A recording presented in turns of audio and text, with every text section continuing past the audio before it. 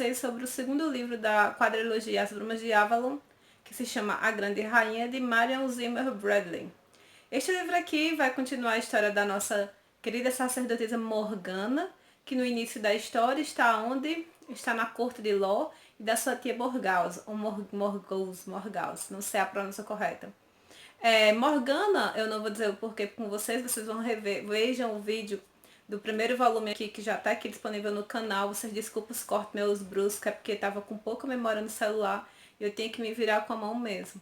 Então, a gente percebeu que houve uma treta no primeiro livro. Morgana está grávida e ela vai ter o filho justamente na casa de Morgause. A gente acha que Morgause é aquela mulher sem noção, infantilóide, porque no primeiro livro ela era bem jovem e era um pouco pentelha na corte de Igraine, né? Que era a irmã mais nova de Igraine, a tia de Morgana. Aqui a gente vê ela como uma mulher muito madura, que teve muitos filhos e quando se trata de parto ela sabe bem.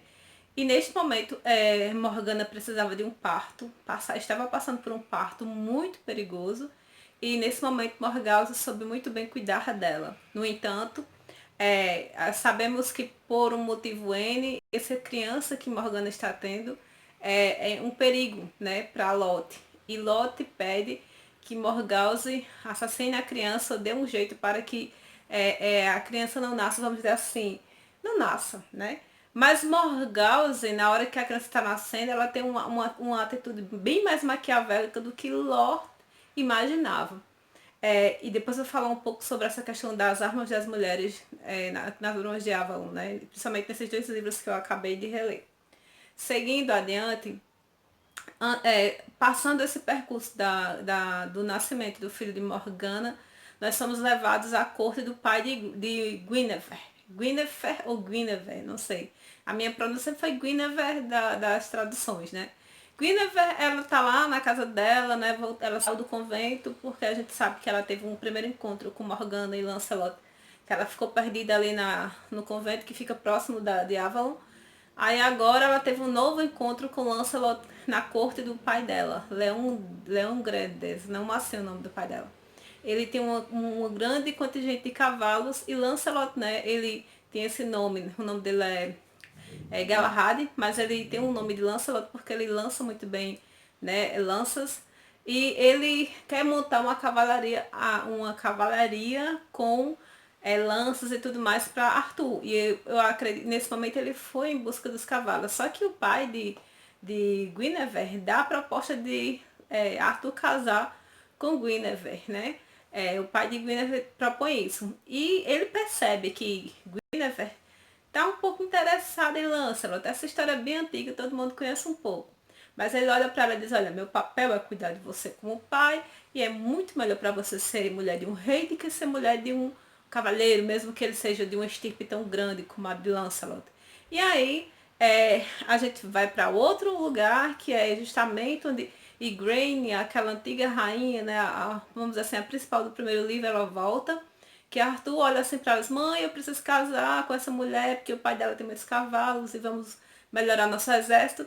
E a senhora pode buscar, porque como eu não posso ir, né, convém que qualquer pessoa vá. E aí a gente, quando vai para onde Igraine tá, que ela resolveu não casar com ninguém, ela foi para um convento depois que o Uther Pendrago morreu, né, que era o rei, o pai de Arthur. Ela tem uma visão de Morgana gritando, né, e a gente vê que as visões são presentes na narrativa. Então ela vai, né, levar Guinevere até Arthur, a pedido do próprio Arthur. E aí ela chega na corte lá, né? E aí toda essa história aqui, eu tô falando isso pra vocês, é o início do livro, para situar para vocês. Então, toda a intriga desse livro aqui vai se passar nessa corte, que era a corte onde Uther Pendrago vivia, né, quando ele era rei. E essa transferência dessa corte, que é Georle, eu não consigo falar o nome, gente. E essa corte vai ser transferida justamente para Camelot, né? E aí vai começar um novo momento na história. Quando essas intrigas se passam, né, lá justamente nessa corte de Arthur, que a gente vai perceber que a presença de Guinevere, do Kevin, né, que é o arpista que está para substituir Merlin, que é muito importante também nessa intriga. Morgana não aparece, aparece um pouco, acontece uma treta na corte entre ela e uma personagem muito importante. Ela some e a gente fica praticamente a narrativa toda se perguntando, cadê Morgana? Uma vez praticamente sendo apresentada a corte de Arthur, em que vai ser formada por esse casal agora, né, Guinevere, ele e ali algumas personagens interessantes, dentre eles Lancelot, Morgana por um tempo, nós começamos a ver as outras personagens da saga, né? Então, nós vamos agora ver onde Viviane estava. Viviane, no final do último livro, né, do primeiro livro, ela teve uma visão que Morgana foi embora, ela ficou muito triste, e aí ela tem uma visão. E essa visão, a gente fica na dúvida, será que ela tá viva, tá morta, foi pro além? Cadê Viviane? Então, a gente descobre aqui que ela vai, né, tem Priscila, que é a mãe de Balen, e é mãe adotiva de Balan, que é o filho de Viviane, que ela teve e deu para essa pessoa criar, né, Priscila, o nome dela. E estava muito enferma. E aí entra uma questão muito interessante que eu vi nesse livro, que nós podemos chamar de eutanásia. Por quê? Eu fico segurando o livro, mas é porque parece que eu prendo a história em mim. É, Viviane, ela vê Priscila doente, a mulher que criou o filho dela e que ela gosta muito, ela decide fazer o quê? Um remédio, uma porção, para aquela mulher falecer logo. Dá a entender que a doença é bem grave. E aí, o filho legítimo de Priscila não fica muito feliz. E a gente vê uma ligação dessa visão. E é interessante perceber que você, enquanto leitor, pensaria, eu tive essa visão com fulano de tal. De acordo com o misticismo, visões são premonições para prevenir um mal maior. Qual é a sua? Você iria tentar evitar que aquele mal acontecesse. Viviana aqui não evita. Parece que ela vai ao encontro da desgraça. E aí a gente vê Viviane assim, muito ausente um pouco nessa história, né? E neste momento a gente se pergunta mais uma vez. Cadê Morgana? Eu tenho que comentar com vocês, e talvez seja spoiler, talvez não, mas eu vou tentar falar sem ser spoiler. Guinevere, nessa história, no primeiro livro, a gente tem ela é uma criança ainda, mas aqui, gente, a gente tem uma sensação de que ela é uma mulher muito fútil, muito chata, muito besta e volúvel e assim, sem caráter, vamos dizer assim, porque ela humilha uma das personagens ela humilha duas pessoas, na verdade. E as duas são por questões de aparência física.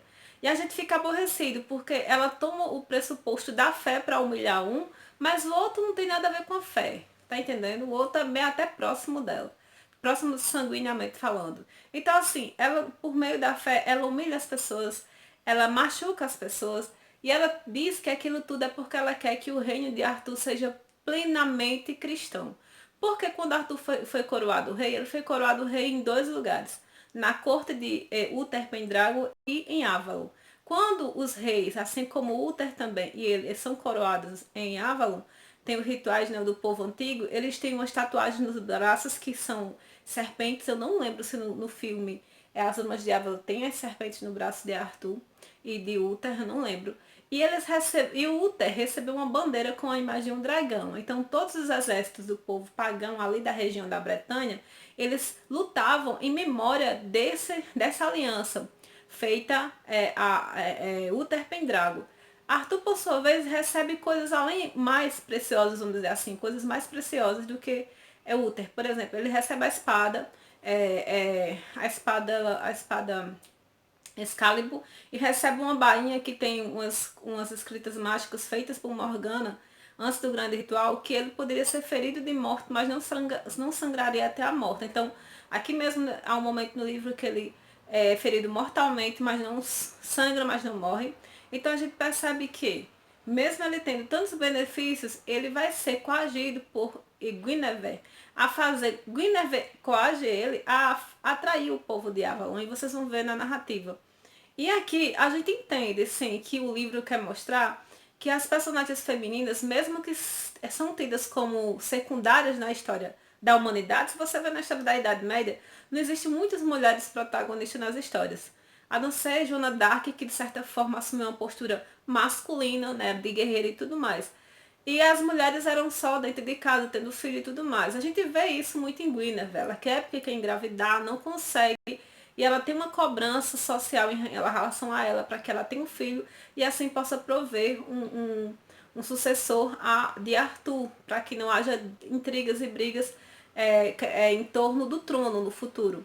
Mas ao mesmo tempo elas interferem em assuntos que concernem ao rei, à guerra e tudo mais. E a gente vê que, de certa forma, era para ser uma coisa boa na visão cristã. Então, se os cristãos querem um reino plenamente cristão e que não houvesse cultos pagãos, Guinevere faria o papel muito bem. Só que a forma como ela faz, não sei se vocês me entendem, ela acaba tornando as pessoas cristãs são mal vistas por meio dela. Dá para compreender o que eu quero dizer?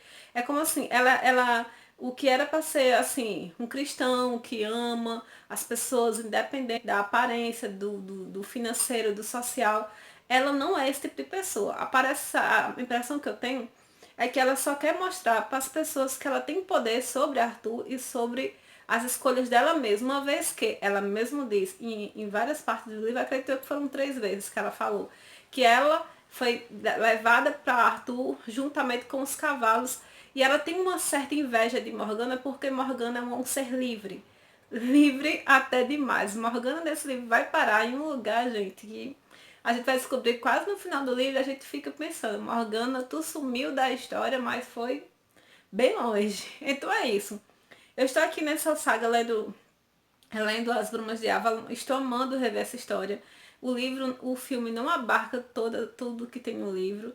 E depois eu vou falar com vocês mais sobre o poder das mulheres aqui. Mas nesse livro aqui a gente vê 2 tipos de poder feminino. A manipulação, né, que a gente vê muito bem em Guinevere. A sabedoria invejada em Morgana. Então é muito interessante, gente. Esse livro aqui eu devorei ele, muito gostoso. Então é isso. Curtam, se inscrevam, por favor. Eu agora estou pretendendo levar a sério mesmo esse canal. Porque é bom gravar, compartilhar aqui e deixar resguardado para o fim. Até enquanto o YouTube existir, tá aqui, né? Então a gente só precisa revisar. Então tchau para vocês, até a próxima resenha. E vamos ler As Brumas de Avalon.